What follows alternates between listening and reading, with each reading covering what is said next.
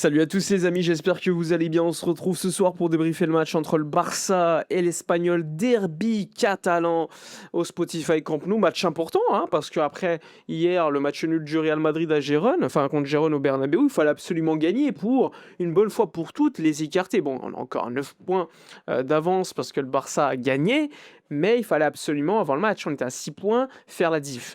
Alors, je vais mettre le 11 de Flick. Flick a quand même choisi de faire des rotations. Logique en vrai, parce que moi je m'attendais à quelques rotations. Il y en a qui s'attendaient à carrément ne plus voir de titulaires, et malheureusement pour eux, Pedri et Lamine étaient titularisés. On a vu Gavi au milieu de terrain, mais qui était plutôt ailier gauche en réalité, même s'il revenait beaucoup dans l'axe. Il y avait également Fermin en numéro 10, Lamine, je vous l'ai dit, à droite, en numéro 9, Ferran.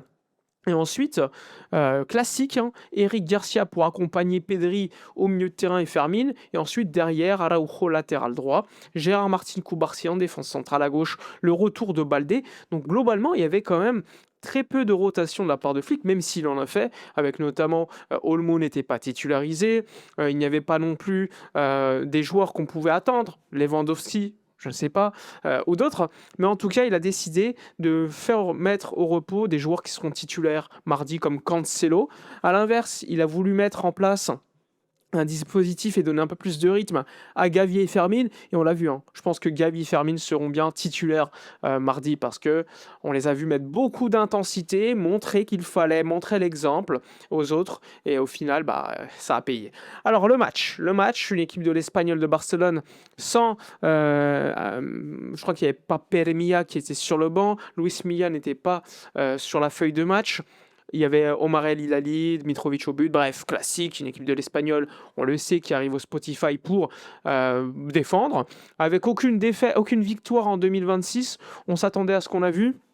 Une première mi-temps largement dominée par le Barça, avec un Lamine Yamal qui va être double passeur, un Ferran qui va être double passeur. Mais le culot de Ferran, en première mi-temps, il marque le premier but sur un corner de Lamine. D'ailleurs, on marque beaucoup plus de corners cette saison que les saisons passées. C'est quand même un signe encourageant. Ça peut t'aider lorsque tu es en difficulté. Et il a le culot de faire chute aux supporters. C'est comme si je vous dis... je sais pas, t'as une meuf, tu l'as trompée plein de fois. À un moment donné, tu lui dis regarde, là je t'ai pas trompé, et elle te dit bravo. Ça n'a pas de sens, ça n'a pas de sens. Le mec, pendant 14 matchs, il t'a pas planté un pion, il marque un but et il te fait chute. Non, alors je peux comprendre, parfois il y a des critiques qui sont légitimes, parfois pas légitimes. Pour le coup, les critiques envers Ferran étaient plutôt légitimes. Il marquait plus de buts et était largement inefficace devant les cages. Et c'est pas parce qu'on t'a critiqué qu'on n'a pas le droit de te féliciter si tu fais un bon match ou tu marques un but. Bref, donc ça c'était un peu marrant, mais bon, c'était assez lunaire de sa part. Le Barça, au bout de 25 minutes, je crois, va marquer le deuxième but avec une extérieure du pied magnifique, une trivella de Lamine Yamal, classique. Lamine, vous ne le vouliez pas titulaire, c'est lui qui fait la diff sur les deux buts, hein, quoi qu'on en dise, et il va te marquer le but de Ferran en la reprenant correctement, en battant Mitrovic. Assez rapidement, le Barça s'est mis tranquille dans le match. On aura quand même pris des cartons jaunes au premier acte, avec Gavi qui a mis une intensité dingue. Et franchement, ça fait plaisir de le revoir. À bout de 4 minutes, vous l'avez vu au sol, en train de tacler, faire le pressing. Et ça, c'est ce qui manque, c'est l'âme de l'équipe, je l'ai toujours dit. Il y en a beaucoup qui le critiquent parce que parfois, c'est tout match. Il prend un carton jaune inutile. Pour le coup, là, il a pris un carton jaune, alors qu'on l'a provoqué, on l'a poussé par derrière. Après, il est revenu pour parler. Bon, c'est un peu ridicule.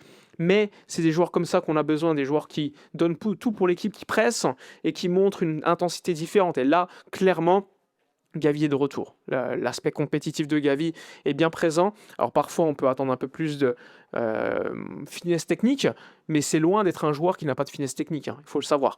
Donc moi, j'ai beaucoup apprécié la première mi-temps de Gavi, qui est monté en puissance. Un Fermin qui était tout terrain, un petit peu partout, parfois revenait en défense pour relancer un petit peu partout. Vous connaissez de façon Fermin, c'est un mec qui met énormément d'agressivité, d'intensité, et qui en plus de ça a une connexion avec le but qui est assez impressionnante. Il va frapper à un moment donné pour mettre le 3-0. Il fallait un bel arrêt de Mitrovic. Il y a quand même beaucoup de situations qu'on va pas concrétiser, même si c'est pas non plus la folie. Il y a des manières de terminer les actions parfois qu'on doit mieux gérer. Pedri était plus haut, un Pedri beaucoup plus haut qu'à l'accoutumée. Alors perso, j'ai vu des critiques sur les réseaux sur la première mi-temps de Pedri, mais moi c'est un Pedri que j'aime beaucoup, hein, lorsqu'il est plus haut. Alors c'est sûr que c'est pas un ailier, ça on le sait, mais c'est un joueur qui a un peu à l'instar de ce qu'il faisait à Las Palmas, est capable également de jouer à ce poste-là. Bon, pas avec les qualités qu'on peut attendre, c'est-à-dire de rupture en attaquant l'espace, mais c'est un joueur qui est capable de dribbler, qui est capable de faire des passes, etc. Donc il y avait le problème au niveau de la finition. À un moment donné, il doit peut-être tirer beaucoup plus tôt, ça passe au-dessus. Mais au global, j'ai trouvé Pedri plutôt pas mal, même si c'est pas le grand Pedri. On sait qu'il est un petit peu émoussé.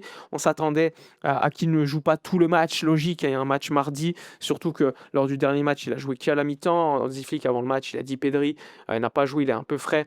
Il n'a pas joué tout le match la dernière fois, il est frais, donc il peut jouer, tout comme Yamal. Donc forcément, Hansi Flick a quand même considéré qu'il fallait le titulariser. Donc globalement, pas de danger devant les cages de Joan Garcia en première mi-temps. Allez, il y a eu à un moment donné, je crois que c'est Dolan qui va faire un petit centre raté qui va peut-être toucher peut-être la barre. Mais sinon, globalement, plutôt tranquille. Il y a aussi un coup franc de Lamine en première mi-temps qui passe pas très loin. Globalement, on a été dominant. On a fait le job en première mi-temps et c'est ce qu'il fallait faire pour sécuriser un petit peu l'objectif du match. En second mi-temps, vous avez vu Gérard Martin qui a été remplacé avec une douleur à la cheville. Donc ça a permis de voir Eric Garcia finalement repasser en défense centrale et donc Casado y rentrer. Mais que ça a été compliqué en seconde mi-temps, hein. La première mi-temps, il y a eu beaucoup plus de rythme, beaucoup d'action. En seconde mi-temps, ça a été totalement le contraire. Bon, le Barça aura une ou deux situations au départ. Et il y aura un but hors-jeu de Ferran Torres sur un hors-jeu très minimal qui a été refusé. Et juste après, t'encaisses le 2-1, hein. Le 2-1 de Exposito qui relance un petit peu le match. Parce que, vas-y, en vrai, le Barça en première mi-temps était bien au-dessus. Mais en seconde mi-temps, eh bien, l'Espagnol va par moment créer des sueurs froides aux supporters blaugrana, hein. Parce que, certes, le Barça, globalement, sur le match, a plus de situations. On voit Lamine en seconde mi-temps, il en a une où il te crée beaucoup, beaucoup de dribbles, mais au final, c'est toujours contré par un petit pied à chaque fois. Mais globalement, il y a eu la frappe de Cancelo aussi où il est rentré en jeu. Il y a Rashford qui a une grosse situation, alors qu'il vient tout juste de rentrer, qu'il doit mettre sur une passe magnifique d'Eric Garcia.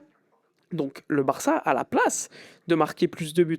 Pourtant, jusqu'au bout, l'Espagnol va mettre en danger le Barça et ça va pas permettre de voir, par exemple, Pedri ou Lamine au repos, hein, parce qu'on va faire tous les changements. Ils vont tous se jouer jusqu'au bout, quasiment, hein, les joueurs titulaires, j'ai envie de vous dire. Que ça soit Pedri qu'on voulait peut-être voir se reposer un peu plus, Lamine aussi.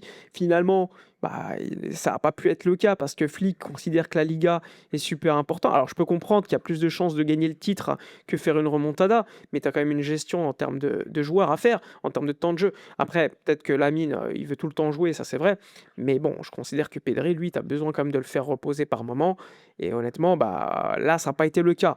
On a fait rentrer Olmo en fin de match, on a fait rentrer Frenkie de Jong qui est de retour, quelques minutes de jeu. Mais qu'est-ce qu'on a souffert? L'Espagnol va avoir quelques situations en fin de match sur des centres, on est en difficulté sur les côtés, à chaque fois constamment quand il y a des centres en retrait, on n'est pas loin de se prendre des buts. Donc là aussi, c'est un point alarmant qu'on a pu observer.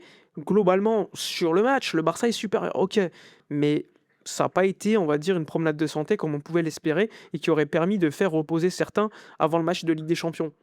À la fin, on a été libéré par le 3-1 de Lamine. Mais globalement, voilà, que c'était poussif, que c'était pas rassurant. Globalement, le job est fait parce que tu es leader, tu as 9 points d'avance sur le Real Madrid. À 7 journées de la fin, tu gagnes le derby. Mais en vue de la Ligue des Champions, disons que c'est pas le plus rassurant du monde. Maintenant, personnellement, j'y crois. On reste lucide, hein, ça va être compliqué, surtout là-bas. Mais on y croit. À voir, hein, parce que vous l'avez vu, Lewandowski n'est pas rentré en jeu. Je pense qu'il sera peut-être titulaire du coup, puisqu'il n'est pas rentré en jeu. Olmo a fini le match en faux numéro 9, donc là aussi, à voir s'il y a un truc qu'on verra. Et à la fin, vous l'avez vu, Lamine, hein, quand il marque son but, qui célèbre avant, avant de marquer. Bref, ça m'a fait un petit peu marrer. Donc le job est fait, le Barça leader et se dirige vers le titre, mais pas rassurant. Pas assez rassurant, voilà. Voilà pour la vidéo, dites-moi dans les commentaires votre homme du match. Likez, commentez, partagez. Pour moi, c'est Lamine, 2 passes et un but. Et on se retrouve à la prochaine. Ciao.